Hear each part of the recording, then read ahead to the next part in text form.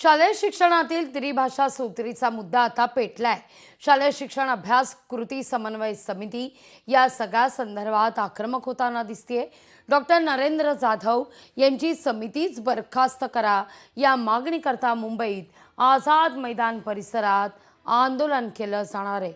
दीपक पवार यांच्या नेतृत्वात हे आंदोलन केलं जाईल। या आंदोलनात उद्धव ठाकरे देखील सहभागी होतील।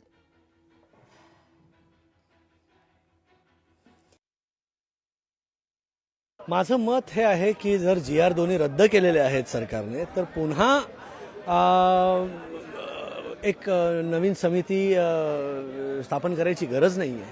हा निर्णय झालेला आहे की तिसऱ्या भाषेची सक्ती करू नये आणि विनाकारण ते पुन्हा एकदा उकरून काढण्यात येत आहे। 5वी नंतरच हिंदी भाषा अंमलात आणावी, तर त्यासाठी हे धरणे आंदोलन आहे। जेव्हा आम्ही आंदोलन हे जाहीर केलं होतं त्याच वेळेला या आंदोलनाचे वेगवेगळे टप्पे असणार आहेत असाच विचार आमच्याही मनामध्ये होता।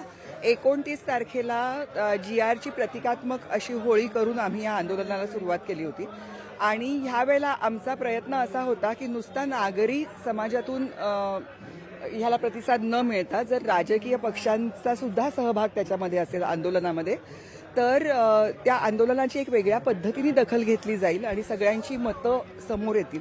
ह्या वेळेला हा जो निर्णय आणि ही जी सक्ती आली होती त्याच्या विरोधात आंदोलन छेडताना आम्ही ह्यावेळेला असा विचार केला होता की फक्त नागरी समाजातून प्रतिसाद न मिळवता ह्याच्यासाठी राजकीय पक्षांना सुद्धा मंचावरती आणावं जे समविचारी आहेत असे, कारण ते जर आमच्या बरोबर आले तर आंदोलनाला एक वेगळ्या पद्धतीचं वजन येतं। लोकशाही मराठी ऐका, पहा, जागरूक रहा।